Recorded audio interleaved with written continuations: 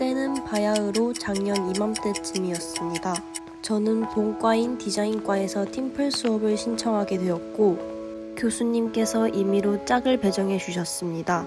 그런데 20명 정원 모두 여자인 수업에 제 짝만 유일하게 남자 이름인 겁니다. 한참을 찾던 와중 세빈님 저 여기 있어요 하는 목소리에 안심한 저는 그제서야 과제에 집중할 수 있었습니다. 그렇게 약 2주간의 팀플 수업 중 2명뿐이었던 상대 팀원과 저는 각자의 이야기를 하며 꽤나 사적인 이야기까지 주고받는 사이가 되었습니다.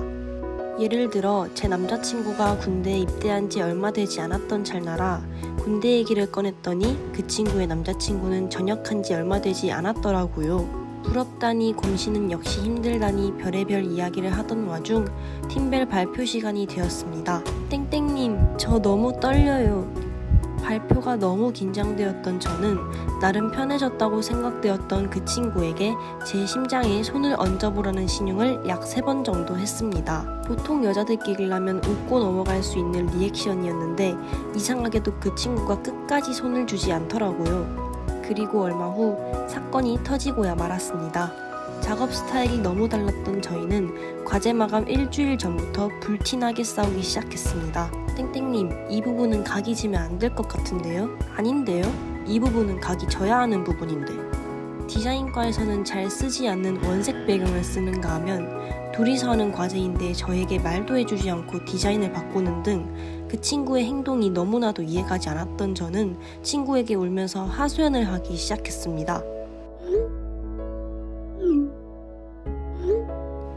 알고 보니 땡땡이는 제 친구의 미술학원 강사 시절 제자였던 것입니다. 친구에게 그 친구의 근황 얘기를 하던 도중 같은 과인데도 한 번도 마주친 적이 없다는 친구의 말에 저는 의구심이 들기 시작했습니다. 친구의 말을 들은 저는 순간 몸이 얼어버린다는 말을 몸소 실감할 수 있었습니다. 알고 보니 그 친구는 진짜 남자였습니다. 단지 저보다 머리가 길고 화장을 하고 다녀서 저는 정말 감쪽같이 몰랐던 것입니다. 그렇게 사건이 단락되고 한 달 후였습니다. 이태원 압사 사건 발생 다음날 그 친구를 볼 수 있는 수업이 있었습니다. 아무 생각 없이 학교에 간 저는 그날따라 결석률이 많다는 말에 주위를 둘러보는데 갑자기 그 친구가 생각난 겁니다. 괜히 걱정이 되었던 저는 친구들에게 연락을 돌리기 시작했습니다. 하지만 저와 같은 학번이 아니었던 그 친구의 소식은 아무리 뒤져봐도 전해드릴 수가 없었습니다. 그렇게 수업을 시작한 지 1시간이 넘어가고 저는 정말 혹시나 하는 마음에 대구 사망자 명단까지 뒤지기 시작했습니다.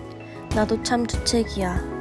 좋은 관계도 아니었던 친구인데도 걱정이 되는 제 자신이 참 주책맞다고 느껴지는 순간이었습니다.